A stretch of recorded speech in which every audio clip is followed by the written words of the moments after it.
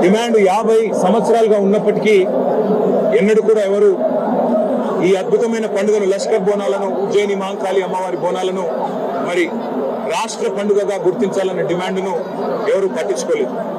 కానీ పెద్దలు కేసీఆర్ గారి నాయకత్వంలో ఆ రోజు మా తలసాని శ్రీనివాస్ యాదవ్ గారు, అదేవిధంగా మా హైదరాబాద్ నగరానికి సంబంధించిన శాసనసభ్యులు, అదేవిధంగా నాయకులు అందరూ కూడా వచ్చి ఇది తప్పకుండా మనం చేయాల్సిన పని అంటే కేసీఆర్ గారు చెప్పిన మాట ఒకటే, మనం తెలంగాణ సాధించిందే ఆ తల్లి ఆశీస్సులతో.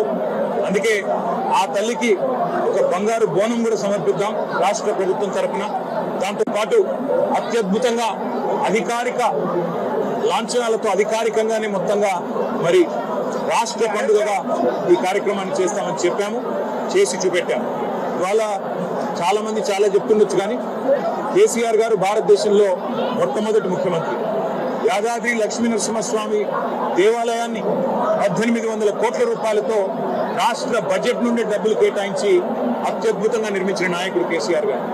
అట్లాగే హైదరాబాద్లోని ప్రతి గుడికి మా శ్రీనివాస్ యాదవ్ గారి నేతృత్వంలో ఆ రోజు రాష్ట్ర ప్రభుత్వం నుండి 25 కోట్ల రూపాయలు విడుదల చేసి ప్రతి గుడిలో ఉండే ప్రతి ఉత్సవ కమిటీకి, ప్రతి ఆలయ కమిటీకి డబ్బులు ఇచ్చి వారు ఎవరి దగ్గర చందా వసూలు చేసే అవసరం లేకుండా అద్భుతంగా ఆలయాల నిర్వహణ కానీ, పండుగల నిర్వహణ కానీ భక్తి ప్రపత్తులతో పూర్తి స్థాయి మరి ఒక దైవ సంకల్పంతో జరగాలన్న ప్రయత్నం చేసింది కేసీఆర్ గారు.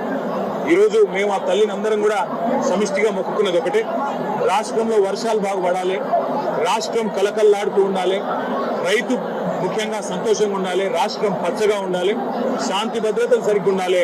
ఆ తల్లి ఆశీస్సులు తన పిల్లలందరికీ కూడా ఉండాలని మనస్ఫూర్తిగా కోరుకుంటూ మీ అందరికి కూడా ధన్యవాదాలు. మీ అందరికి కూడా తల్లి